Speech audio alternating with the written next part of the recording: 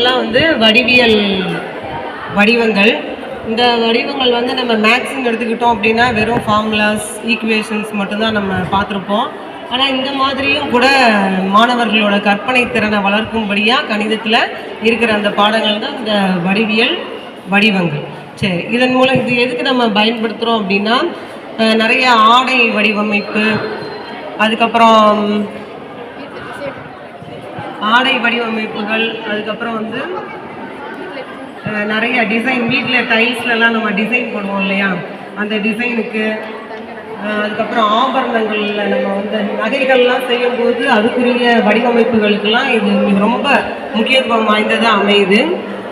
இதை வந்து நம்ம செய்யும்போது மாணவர்களுடைய கற்பனை திறன் வந்து நமக்கு வளருது, அவங்களோட படைப்பாற்றல் வந்து அதிகரிக்குது, அவங்களோட கவனம் சிதறாமல் அந்த ஒருமுகத்தன்மை வந்து பிள்ளைகளுக்கு கிடைக்கும் போது பாடத்துலேயும் அதிகமாக அந்த கவனத்தோடு செயல்பட்டு அதிக மதிப்பெண் பெறுறதுக்கு நல்ல ஒரு வாய்ப்பாக அமையக்கூடியது தான் இந்த வடிவியல் வடிவங்கள். பிள்ளைங்க வந்து வீட்டில் இப்போ ஒரு மார்க்கெட்டிங்கில் ஒரு பொருளை வந்து சேல் பண்ணுறாங்கன்னா மக்களோட கவனத்தை ஈர்க்கிறதுக்கு அதுக்கு ஒரு லோகோ கொடுப்பாங்க இல்லையா, அந்த துறைகள் எல்லாம் இந்த வடிவங்கள் வந்து பயன்படுது. இந்த டிசைனிங் துறையிலையும் அந்த மாதிரி மார்க்கெட்டிங் துறைகளில் இதிலெல்லாம் வந்து பெரும்பாலும் இந்த வடிவியல் உருவங்கள் அதிக அளவில் பயன்படுத்தப்படுது. நல்ல ஒரு தொழில் வாய்ப்புகளும் இதில் வந்து இருக்குது. மாணவர்களுக்கு இதில் அதிகமாக பயிற்சி கொடுக்கறதன் மூலமாக தொழில் வாய்ப்புகளையும் நம்ம என்ன பண்ணலாம்னா ஏற்படுத்தி கொடுக்க முடியும்.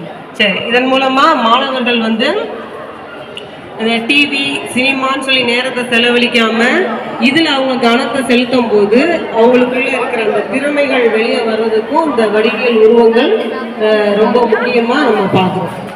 சரி, அடுத்து இது வந்து வடிவியல் வடிவங்களை நம்ம வரைகிறதுக்கு அதுக்குன்னு சில ஸ்கேல்ஸ்லாம் இருக்குது. அதை பயன்படுத்தி நம்ம நிறைய வடிவியல் வடிவங்களை வரைகிறதுனால கோடிக்கணக்கான வடிவங்கள், நேர்கோடு, வளைகோடுகளை பயன்படுத்தி கோடிக்கணக்கான வடிவங்களை நம்ம வந்து உருவாக்க முடியும். சரி, இது அதே மாதிரி இது வந்து பேட்டர்ன்ஸ். மாணவர்கள் வந்து இந்த பேட்டர்ன்ஸை பயன்படுத்தி அவங்க அறிவு திறனை வந்து வளர்த்துக்க முடியும். ஏதாவது ஒரு பேட்டர்னை நம்ம காமிக்கும் போது அதே மாதிரியான பேட்டர்னை அவங்களால செய்ய முடியுதா அப்படின்னு சொல்லி காமிக்கிறதுக்காக இதை வச்சுருக்கோம். அப்புறம் இது வந்து ஏதாவது ஒரு 3 தீக்குச்சிகளை பயன்படுத்தி இங்கே ஒரு 5 முக்கோணங்களை நம்மளால் கொண்டு வர முடியுமா அப்படின்னு சொல்லி காமிக்கிறதுக்காக இந்த வடிவத்தை வச்சுருக்கோம். இது வந்து மேக்ஸ் மேஜிக். இதில் வந்து நம்ம என்ன நம்பரை மனசில் நினைக்கிறோமோ அந்த நம்பரை நம்ம என்ன பண்ண முடியும்னா சொல்ல முடியும். ஒருத்தங்களை ஏதாவது நம்பரை மனசில் நினச்சிக்க சொல்லிட்டு அந்த நம்பரை நம்ம வந்து சொல்கிற மாதிரியான அது ஒரு மேக்ஸ் மேஜிக். இது வந்து கன 3D ஷேப்ஸ், கன உருவங்கள். இதை நம்ம 2Dயில் பண்ணி அதை 3Dயாக மாற்றுறது. இப்போ அந்த படங்களில் கூட 2Dயில் வரைஞ்சிருப்போம், ஆனால் அது வந்து 3Dயோட தோற்றம் நமக்கு வந்து கிடைக்கும். அதுக்கு என்ன பேர் அப்படின்னா ஐசோமெட்ரிக். அந்த ஐசோமெட்ரிக் டிராயிங்ஸும் இதில் நம்ம வரைஞ்சோம். இதில் வந்து நம்ம இந்த நூலை பிடிச்சி இழுக்கும்போது அதோட 3D வடிவம் நமக்கு வந்து கிடைக்கும். இது வந்து ஒரு கனச்சதுரம். இது வந்து ஒரு கணித பூங்கா. இதில் என்ன வச்சுருக்கோம் அப்படின்னா முக்கோணங்களின் வகைகள், வட்டத்தின் பாகங்கள், கோண அளவுகள், குறை எண்கள், மிகை எண்கள், அப்புறம் இந்த 0 குறையும் அல்ல மிகையும் அல்லன்னு காமிச்சிருக்கோம். இது வந்து காரணி செடி, இது பிதாகரஸ் தேற்றம், இது வந்து குறுக்கு வெட்டும்போது வர்ற அந்த குத்தெதிர் கோணங்கள் சமம் அப்படின்னு சொல்லி காமிச்சிருக்கோம். இது நம்ம வரைகிற வரைபடம், அந்த கார் பகுதிகள் எக்ஸ் அச்சு, ஒய் அச்சு அதை காமிச்சிருக்கோம்.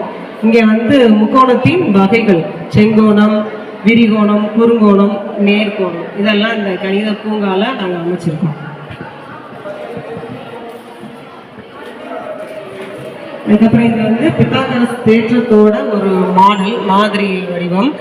இதை வந்து நம்ம செயல்முறையை செஞ்சு காமிச்சிருக்கோம். பிதாகரஸ் தேற்றம் அப்படிங்கிறது ஒரு செங்கோண முக்கோணத்தில் கர்ணத்தின் மீது வரையப்படும் சதுரத்தின் பரப்பளவானது மற்ற இரு பக்கங்களின் மீது வரையப்படும் சதுரங்களின் பரப்பளவுகளின் கூடுதலுக்கு சமம். அப்போ இதில் நம்ம காமிக்கும் போது இது ஒரு செங்கோண முக்கோணம். இது ஒரு செங்கோண முக்கோணம், இது வந்து கர்ணம். அப்போ கர்ணத்தின் மீது வரையப்படுற இந்த சதுரத்தோட பரப்பளவு மற்ற 2 பக்கங்களின் மீது வரையப்படுற சதுரங்களின் பரப்பளவுகளுக்கு கூடுதலாக அமைகிறத நம்ம இந்த மாதிரி மூலமாக நல்லா விலக்கி காமிக்கலாம். இது வந்து கோணத்தின் வகைகளை காமிக்கிற ஒரு மாடல். இது நம்ம வந்து பூஜ்ஜிய கோணத்தில் இருந்து குறுங்கோணம், செங்கோணம், விரிகோணம், அப்புறம் பின்வளை கோணம், அப்புறம் நேர்கோணம், இது எல்லாத்தையும் இந்த மாடலில் நம்ம காமிக்கலாம். அடுத்து இது வந்து வட்டத்தின் வகைகள். ஒரு வட்டம் அப்படின்னா அதில் என்னென்ன பாகங்கள்லாம் இருக்குது அப்படின்னா, இது வட்டத்தை வந்து தொட்டுட்டு போகிற அந்த தொடுகோடு, அப்புறம் இது வந்து வட்டத்தின் சுற்றளவில் ஏதாவது 2 புள்ளிகளை நம்ம இணைக்கும் போது கிடைக்கிற அந்த கோட்டு துண்டுக்கு நாள் அப்படின்னு பேர். நானால் அடைபடுற அந்த பகுதி வட்டப்பகுதி அப்படின்னு சொல்லுவோம். அப்புறம் இங்கே நடுவில் வட்டம் அப்படின்னாலே ஃபஸ்ட்டு நம்ம சொல்கிறது மையம், அது ஒரு நிலையான புள்ளி. அதுக்கப்புறம் மையத்திலிருந்து பரிதிக்கு வரைகிறது ஆரம். 2 ஆரங்களுக்கு இடைப்பட்ட பகுதி, ஒரு கதிர்னால 2 ஆரங்களுக்கு இடைப்பட்ட பகுதியில் நமக்கு கிடைக்கிறது வட்டக்கோண பகுதி. இப்போ வட்டத்தை வெட்டிட்டு போகிறது அது ஒரு வெட்டுக்கோடு. இதை சுற்றி இருக்கிறது சுற்றளவு. சுற்றளவில் ஒரு சிறு பகுதி வட்டத்தின் வில். இதில் நம்ம பார்க்குறது என்ன அப்படின்னா, ஒரு எண் கொடுத்தோம் அப்படின்னா அந்த எண்ணோட வர்க்க எண் மற்றும் கன எண்ணை கண்டுபிடிக்கிற ஒரு மாடல். இதை நம்ம சுட்டும் போது இப்போ எண் 3 வருது அப்படின்னா அதோட வர்க்க எண் 9ன்னு கிடைக்கும், அதோட கன எண் 27ன்னு கிடைக்கும். இது வந்து அடுக்குக்குறி விதிகள்.